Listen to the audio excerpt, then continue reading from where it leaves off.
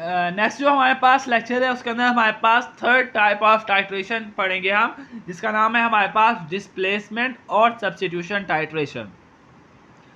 Displacement के नाम से ही पता लग रहा है कि इसके अंदर हमारे पास क्या होगा, एनालाइट जो है वो रिप्लेस होगा या डिस्प्लेस होगा किसी भी दूसरे सब्सटेंस के जरिए इन अ रिएक्शन।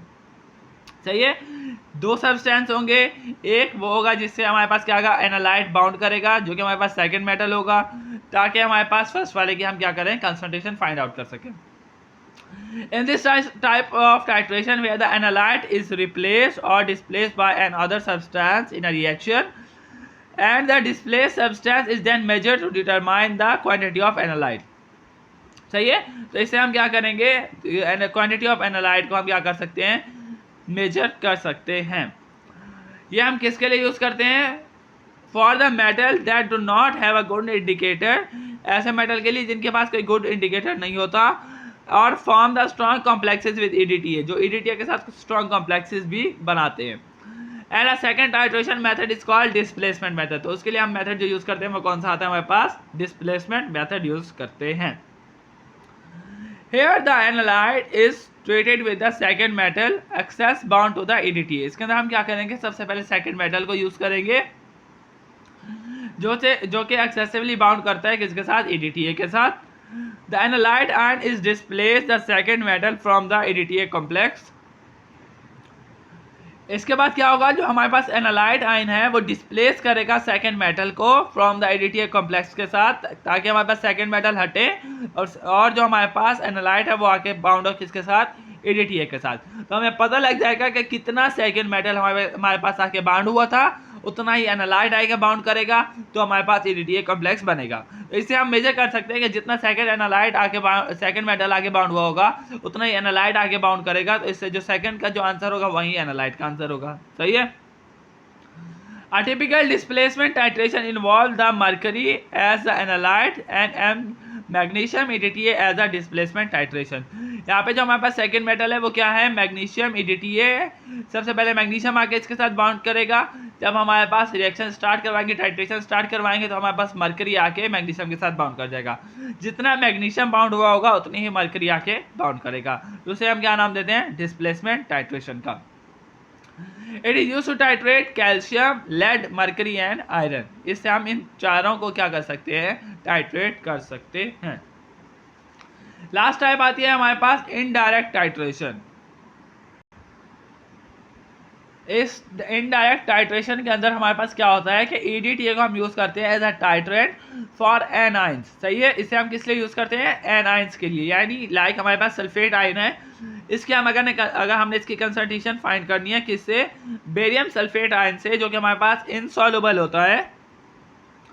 तो वो अगर हमारे पास एक मेथड है जिससे हम क्या कर सकते हैं, सल्फेट आयन की कंसंट्रेशन को डिटरमाइन कर सकते हैं, तो हम क्या करेंगे, one way to determine the sulphate ion is to precipitate it with the barium. तो हम इसके क्या बनाएंगे, प्रेसिपिटेट बनवाएंगे किसके साथ, बेरियम के साथ।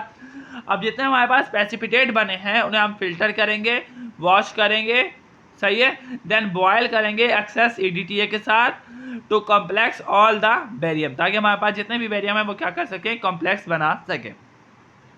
फिर हम क्या यूज करेंगे, बैक टाइट्रेशन यूज करेंगे to determine how much BA you had. इससे हमें पता लग जाएगा कि हमारे पास कितने बेरियम मौजूद थे, कितने हमारे पास टर्न हुए येलो के अंदर, और कितने सल्फेट आयन हमने उससे वसूल कर लिए। सही है, कितने बेरियम हमारे पास कॉम्प्लेक्स बना रहे हैं और कितने सल्फेट आयन आ रहे हैं, ये हम किसके अंदर देख रहे हैं, इनडायरेक्ट टाइट्रेशन के अंदर। नेक्स्ट आता है हमारे पास properties of metal ion indicator. जो भी हम मेटल आयन इंडिकेटर यूज कर रहे हैं उसकी प्रॉपर्टीज क्या क्या होनी चाहिए वो देखेंगे। सही है, अगर कोई भी टाइट्रेशन हमारे पास EDTA के साथ सक्सेस होती है तो उसका जो इंडिकेटर होगा उसकी जो प्रॉपर्टीज होंगी पहली आती है, the colour reaction must be before the end point, कि हमारे पास जो कलर चेंज होता है टाइट्रेशन के अंदर बिफोर एंड पॉइंट हमें मिल जाना चाहिए, इक्विवेलेंस पॉइंट पे मिल जाना चाहिए। When nearly all the metal ion is complexes with EDTA, जितने भी मेटल आयन है वो कॉम्प्लेक्स बनाते हैं किसके साथ, EDTA के साथ। The solution is strongly coloured, तो हमारे पास सोल्यूशन कैसा होना चाहिए, स्ट्रांगली कलर्ड होना चाहिए। नेक्स्ट पॉइंट आता है हमारे पास, the colour reaction should be specific और सिलेक्टिव। कलर रिएक्शन कैसा होना चाहिए, स्पेसिफिक होना चाहिए और सिलेक्टिव होना चाहिए। नेक्स्ट आता है stability of metal indicator complex. अब मेटल इंडिकेटर कॉम्प्लेक्स की जो स्टेबिलिटी है वो कैसी होनी चाहिए, the complex must be stable enough to prevent premature dissociation. ये कॉम्प्लेक्स ऐसा बनना चाहिए जिसकी डिसोसिएशन हमारे पास प्री मैच्योर स्टेज पे ना हो, but less stable then the metal EDTA complex. जो इंडिकेटर मेटल कॉम्प्लेक्स बनता है वो हमारे पास इतना स्ट्रॉन्ग नहीं होता जितना हमारे पास मेटल ईडीटीए कॉम्प्लेक्स बनता है। सही है। Ensuring sharp and rapid and point, जो कि हमारे पास क्या बताएगा कितना शार्प और रैपिड एंड पॉइंट मौजूद है। नेक्स्ट आता है हमारे पास colour contrast. Colour contrast between free indicator और metal indicator complex should be readily observe. सही है कि इंडिकेटर के साथ क्या कलर आ रहा है और मेटल के साथ क्या कलर आ रहा है वो हमें इजीली ऑब्जर्व हो जाना चाहिए। नेक्स्ट आता है the indicator must be very sensitive to the metal ion. जो इंडिकेटर है वो सेंसिटिव होना चाहिए मेटल आयन से, so that the colour change occur as near to the equivalence point as possible. अगर जितना सेंसिटिव हमारे पास क्या होगा इंडिकेटर होगा, उतना ही इक्विवेलेंस पॉइंट पे आने से पहले या इक्विवेलेंस पॉइंट आने तक तो हमारे पास कलर चेंज है वो हमें इजीली ऑब्जर्व होगा। The above requirement must be fulfilled within a pH range at which the titration is performed। जितने भी रिक्वायरमेंट हैं ये सारी हमारे पास किसके अंदर होनी चाहिए, एक स्पेसिफिक pH रेंज के अंदर होनी चाहिए जिसके अंदर हम टाइट्रेशन परफॉर्म कर सकें। नेक्स्ट आता है हमारे पास कॉम्प्लेक्सोमेट्रिक टाइट्रेशन ऑफ मिक्सचर। सही है। अभी तक जितने भी हम कॉम्प्लेक्सोमेट्रिक टाइट्रेशन कर रहे थे वो हमारे पास सिंगल एनालाइट सिंगल रिएजेंट की थी। सही है। अब आता है हमारे पास कॉम्प्लेक्सोमेट्रिक टाइट्रेशन ऑफ मिक्सचर। अब जो हमारे पास ईडीटी है वो हमारे पास क्या है, नॉन सिलेक्टिव रिएजेंट है, क्योंकि ये हमारे पास कॉम्प्लेक्स बनाता है न्यूमरस कैटायन के साथ जिनके ऊपर हमारे पास डबल ट्रिपल और क्वाड्रुपल चार्ज मौजूद होता है। सही है। हम फॉलोइंग स्टेप को यूज करते हैं कि हम इंक्रीज करवा सकें selectivity of EDTA titration of mixture. इसके लिए हमारे पास क्या क्या स्टेप होने चाहिए। सबसे पहले आता है हमारे पास suitable control of pH of solution. जो हमारे पास सोल्यूशन है वो एक स्पेसिफिक पीएच के अंदर होना चाहिए। एग्जाम्पल आता है हमारे पास bismuth can be titrated with the acidic solution, so the mixture of the bismuth and lead can be successfully analyzed by first titrating it with the bismuth at the pH of 2। सही है। इसके लिए हम क्या करेंगे, अगर हमने bismuth को टाइट्रेट करना है किसी भी एसिडिक सोल्यूशन के साथ तो हम सबसे पहले बिस्मथ को टाइट्रेट करेंगे pH of 2, जो कि हमारे पास क्या है एसिडिक pH है। Then adding hexamine to raise the pH to 5 and titrating the lead। तो फिर हम क्या करेंगे, lead को टाइट्रेट कर लेंगे। सबसे पहले बिस्मथ जिसे हमने क्या कब टाइट्रेट करना है एसिडिक कंडीशन के अंदर, जिसके लिए हम pH 2 करेंगे। फिर lead जिसके लिए हमें pH क्या चाहिए 5 चाहिए, और फिर हम उसे टाइट्रेट कर लेंगे। इसके लिए हम क्या यूज़ करेंगे, यूज़ ऑफ मास्किंग एजेंट। अब मास्किंग एजेंट क्या होता है वो पढ़ते हैं। अब मास्किंग एजेंट हमारे पास क्या होते हैं, मास्किंग का मतलब ये है कि सबसे पहले हमने जैसे हमारे पास सुपर एग्जांपल थी बिस्मथ और लेड की। सही है। इसके अंदर हमने क्या किया, एक मास्किंग एजेंट यूज़ किया, हेक्सामीन को या किसी को भी यह कर लिया। उसने क्या किया, सबसे पहले हमारे पास लेड को क्या किया, मास्क किया, ताकि हम बिस्मथ को एसिडिक कंडीशन के अंदर टाइट्रेट कर सकें। सही है।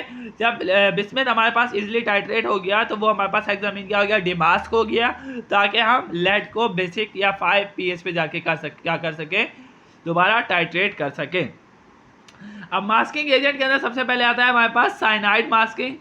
साइनाइड मास्किंग के अंदर हमारे पास क्या आता है, it form stable complexes with CD, zinc, mercury two copper, cobalt, nickel, silver and platinum metal. जो साइनाइड मास्किंग है, साइनाइड किसको मास्क कर सकता है, इन सबको मास्क कर सकता है। It does not complex with the alkaline earth metal like calcium plus magnesium 2, manganese 2 and Pb2। इनके साथ ये कॉम्प्लेक्स नहीं बनाएगा, लेकिन ऊपर जितने भी है उन सबके साथ साइनाइड क्या करेगा, उनको मास्क कर देगा।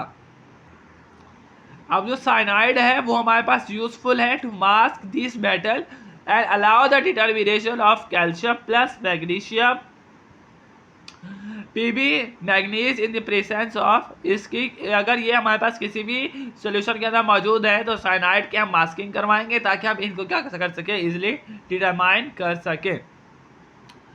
नेक्स्ट आता है आयरन मास्किंग। आयरन मास्किंग क्या करता है, iron can be masked by cyanide if reduce to the iron two using ascorbic acid. अब जो आयरन है, आयरन को हम मास्क कर सकते हैं बाय साइनाइड अगर हम उसे रिड्यूस करवा दें एस्कॉर्बिक एसिड के साथ। सबसे पहले आयरन को एस्कॉर्बिक एसिड के साथ रिड्यूस करवाएंगे, आयरन 2 बनेगा, फिर उसे हम क्या करवाएंगे, मास्क करवा देंगे, तो आयरन की मास्किंग हो जाएगी। फिर आता है ट्राई इथाइलामीन मास्क। जो ट्राई इथाइलामीन है, ट्राई इथेनोलामाइन जो है ये हमारे पास मास्क कर सकते हैं कि इसको टाइटेनियम 4 को, आयरन 3 को और एल्यूमिनियम को। अब इसके अंदर आपसे ये पूछा जा सकता है कि आयरन को कौन मास्क करवाता है, जो हमारे पास टाइटेनियम है उसको कौन मास्क करवा सकता है, आयोडाइड आयन जो है ये हमारे पास मास्क करवा दें किसको, मरकरी को। अमोनियम फ्लोराइड जो है ये मास्क करवाएगा एल्यूमिनियम को, आयरन को, टिन को, टिन 2 को। फिर आता है हमारे पास nickel and cobalt titration. After masking nickel, cobalt and copper can be titrated using murexide as an indicator without interference of copper 1। इसके लिए हम फिर अगर हमने निकल, कोबाल्ट और कॉपर को टाइट्रेट करना है आफ्टर मास्किंग तो हम इंडिकेटर क्या यूज करेंगे, म्यूरॉक्साइड। सही है। नेक्स्ट आता है हमारे पास सिलेक्टिव डीमास्किंग। आपने मास्किंग तो करवा दी, उनको छुपा तो दिया, अब अगर हमें उन्हीं की कंसंट्रेशन दोबारा से मालूम करनी है तो हम क्या यूज करेंगे, डीमास्किंग एजेंट। सही है। अगर हमें डीमास्किंग करवानी है जिंक और कैडमियम की, सही है, zinc and cadmium cyanide complexes can be demasked by formaldehyde acetic acid solution और कोरल हाइड्रेट। अगर हमने जिंक और कैडमियम को क्या करवाना है, डीमास्क करवाना है, तो हम फॉर्मएल्डिहाइड एसिटिक एसिड को यूज करेंगे। अब नीचे हमारे पास एक वास्ट एग्जांपल है डीमास्किंग की, जिसका नाम हमारे पास क्या आ रहा है, titration of magnesium, zinc and copper mixture. सबसे पहले हम क्या करेंगे, add excess standard EDTA and back titration with the standard magnesium solution. Magnesium solution using solochrome black as indicator. इसका नाम क्या यूज कर रहे हैं, सोलोक्रोम ब्लैक को यूज कर रहे हैं एज अ इंडिकेटर के तौर पर। It measure the total of all metal present. ये हमारे पास क्या करेगा, मेजर करेगा जितने भी मेटल हमारे पास प्रेजेंट होंगे किसके अंदर, सॉल्यूशन के अंदर। Treat a portion with excess cyanide, potassium cyanide to mask other metal, then titrate again. तो हम फिर क्या करेंगे, टाइट्रेट करेंगे again. This step measure the magnesium only. सही है। तो अगर हम पोर्शन के अंदर, सॉल्यूशन के पोर्शन के अंदर क्या करवा रहे हैं, पोटेशियम साइनाइड को ऐड करवा रहे हैं, वो हमारे पास क्या करेगा, मास्क कर देगा किसको, बाकी सारे मेटल्स को, और हम क्या कर लेंगे, मेजर कर लेंगे मैग्नीशियम की कंसंट्रेशन को। उसके बाद हम क्या करेंगे, कोरल हाइड्रेट को यूज करेंगे ताकि वो डीमास्क कर सके जिंक को from the cyanide complex. Titrate until the indicator turn blue which measure the zinc। जब तक हमारे पास इंडिकेटर का कलर ब्लू नहीं हो जाता तब तक हम जिंक को क्या करेंगे, टाइट्रेट कर लेंगे। जब जिंक और मैग्नीशियम की कंसंट्रेशन हमें पता लग गई तो कॉपर कंटेंट को भी हम इजीली आइडेंटिफाई कर सकते हैं।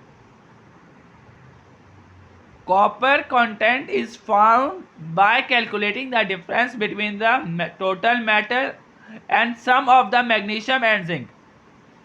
जितना हमारे पास टोटल मेटल कितना था और हमारे पास सम ऑफ मैग्नीशियम और जिंक कितना आ रहा है, अगर हमें ये पता लग जाएगा तो हमारे पास जो कॉपर की जो कंसंट्रेशन बच रही है, कितनी अमाउंट के अंदर कॉपर बच रहा है, वो भी हमें क्या लग जाएगा, पता लग जाएगा।